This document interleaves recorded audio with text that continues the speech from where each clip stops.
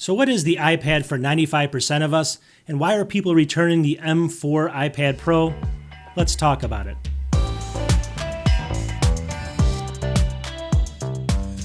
Welcome back to the channel. So what I'm going to do today is I'm going to show you the iPad that 95% of us should get, and I'm going to prove it to you.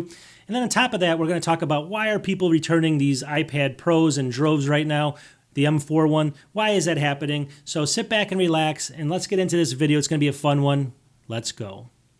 Okay, so just a few short weeks ago, Apple came out and they announced these brand new M4 iPad Pros. Everyone was like, this is incredible. I mean, let's just be honest. It's some of the best hardware on the market, right? It's got the M4 chip. They're super light. The screen, the dual OLED screens are second to none out there. I mean, you can't beat dual OLED. I mean, the blacks and everything else, it's just great, right?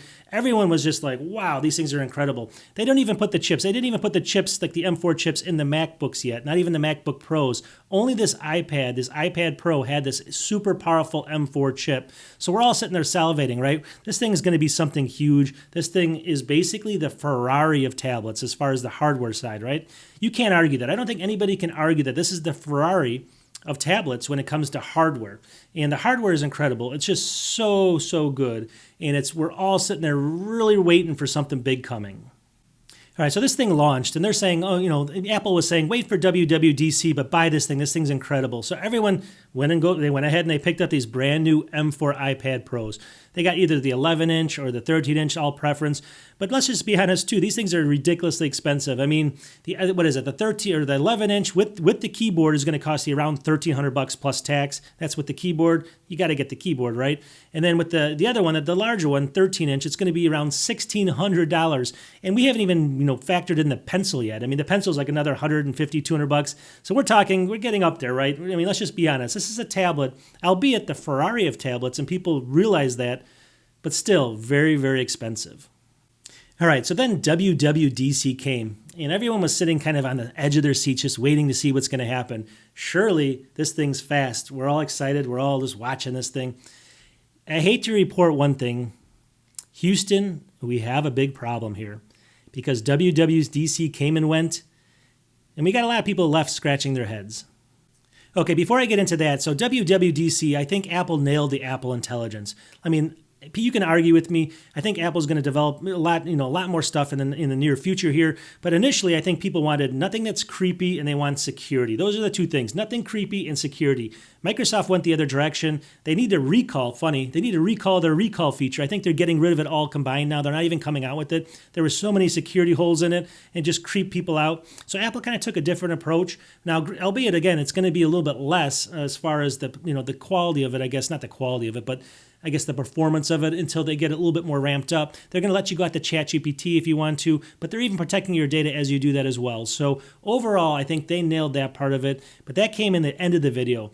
I mean, before that though, we got into iPad OS, right? So they started the iPad OS, whatever you want to call it, keynote, and we're all sitting there watching stuff. Everyone's got their brand new M4 sitting on their lap, kind of going like this, just waiting to see what's going to happen.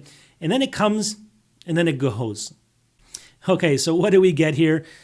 So we got basically a redesigned tab bar. Is that something? I mean, I guess it's something, right? Not really. And then we got, screen sharing with SharePlay, so you can help out your mom if she's got problems with their iPad somewhere in a different state or something. That's okay. We got home screen customization. Android had that 15 years ago. I'm not going to count that as well. What else did we get here? Let me look at my screen here. A cool calculator app, actually. That's something. That was actually pretty cool, right? But is it worth this money? Is it worth the upgrade? No. So let's keep moving. You also got a couple other things, but they're also going to be coming to the iPhone, like control center customization. So it's got a new control center, but big deal. They do these things on, we don't need an M4 chip for that. We got game mode, emoji trackbacks, text effects, and a few smaller items, all right? But to be honest, we're sitting there thinking, is this it? I mean, surely. We have the Ferrari of tablets sitting in front of us. We have an M4 chip, not even the MacBook Pros. They're, the fastest chip, I think, in the world, basically.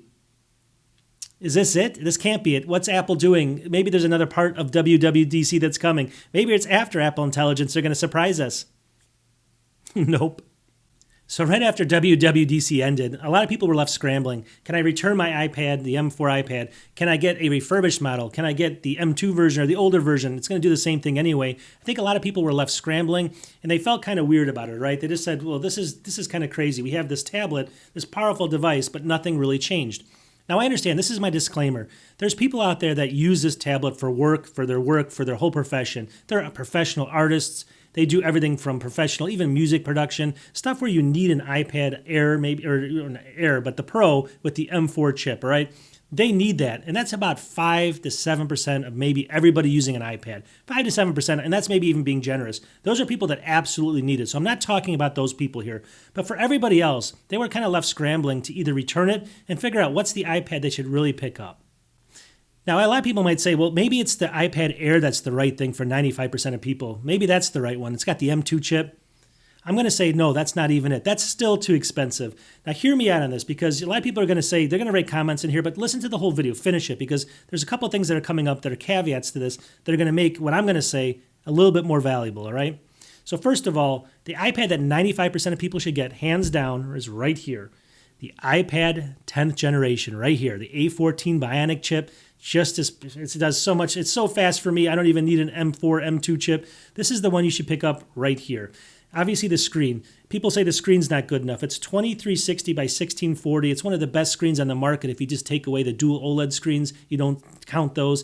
This thing's phenomenal. It's better than any like the Android tablets. And I mean, a few years ago, we didn't even have resolutions like that. So it's not the screen. It's not the chip. The main reason, and again, hold on, there's some other things coming, but the OS. This thing can do anything that the M4 can do, this can do, because the OS, it's running the exact same OS, all right?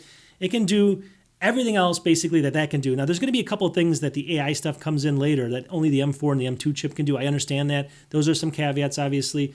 But this can, let's just take a step back. I can watch movies on this just as well. I'm in a hotel room. I can watch a movie.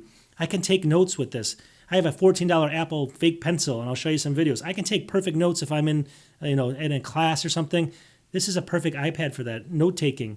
What else? I can use apps. I can play games on this just as well. Maybe they're a little bit slower, but the A14 Bionic is fast enough for any of the games out there as well, for the most part, unless you're playing like super high-end title games. So overall, I can do that as well. I can do just about anything with this because the OS is exactly the same. The other one's so much better. It's the Ferrari of tablets. But when you have the OS in the equation, and it's exactly the same as this $349 device down here, there's not much of a difference, to tell you the truth, for 95% of the people out there. Okay, so here's the second caveat. So I say you pick this up for $349 and you're happy with it. You got now your travel device. But then you go ahead and you pick up a MacBook Air. Now, not this one. This is the 15-inch. You pick up the 13-inch M3 MacBook Air. I'll show you a sale going on, $899. So you pair $899 right there for that M3 MacBook Air, and you basically add it to this one right here for $349. We're at $1,248. That's less money than if you just bought an M4 13-inch without the keyboard. That's $1,300. You add the keyboard, that's $1,600. You add the pencil, that's $1,750, $1,800. Here you're getting two different devices for less money, and you're getting Mac OS, which is, I think, a better file system, better all around than iPad OS, all right? So here we go. This is my proposal. You pick up these two devices, you got more ports, you got more storage, you got two different screens. You can even use this screen as a secondary screen to your MacBook, all right? If you want to travel, you need two different screens, use this as a secondary screen. You have this for travel. You have this down here for work, like video editing and stuff like that. You got the best trackpad in the world. Like I said, you got better ports. You got a better of both worlds here. You got something that you can do more powerful stuff with if you need to. This has obviously got the M3 chip in it. And you got over here the A14 Bionic. But now you got both of them for less money. So here's my, like I said, it's the OS. The OS is the same for the iPad. That changes everything. Nobody should be buying the M4. I don't care if you watch movies. People come to me and they say, well, I want to watch the movies in the OLED, dual OLED screens. I love watching movies. It's important to me. I always tell people, why in the world are you watching movies on a 13 or 11-inch screen if you love movies? Go out and buy a 75, 85-inch OLED TV, right? Watch your movies like that. Don't watch them on a little teeny screen like this. When the screens are this small, I can't even notice the difference. I mean, as your eyes get older, you barely notice any difference as it is. Yeah, maybe there's darker blacks, but still, watch it on a TV.